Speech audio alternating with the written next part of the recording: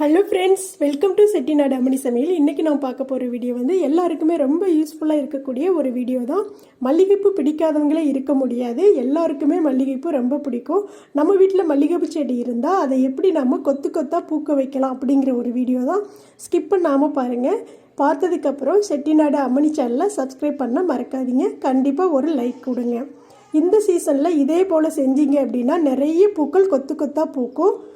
கண்டிப்பாக இதை ஸ்கிப் பண்ணாமல் பாருங்கள். ஓகே, இப்போ நம்ம வீடியோக்குள்ளே போகலாம்.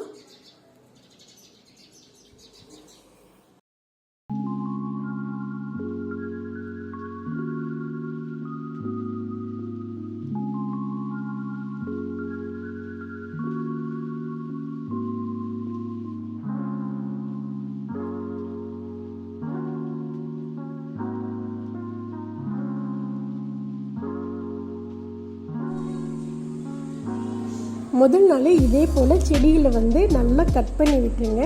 கொஞ்சம் ஒரு அரை அடிக்கு விட்டு ஃபுல்லாக எல்லாத்தையுமே நல்லா கட் பண்ணி விட்டுருங்க. இது ஃபஸ்ட்டு நாள். இது பார்த்தீங்க அப்படின்னா இது ஒரு 5 நாள் கழித்து பார்த்தீங்க அப்படின்னா லைட்டாக வந்து சிம்பு விட்டுருந்தது. பாருங்கள், குட்டி குட்டியாக க்ரீனில் தெரியும்.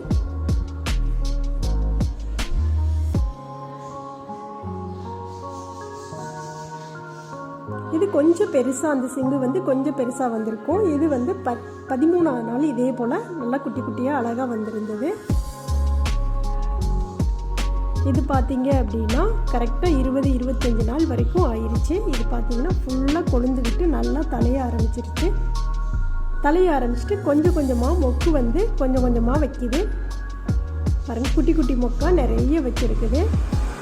வீடியோவில் பார்க்குறப்போ நம்மளுக்கு கலக்க தெரிகிற மாதிரி இருக்குது. இடைவெளிகள் நிறைய இருக்கிற மாதிரி இருக்குது. ஆனால் நேரில் பார்க்குறப்போ செடி ஃபுல்லாமே மொக்கா இருந்தது.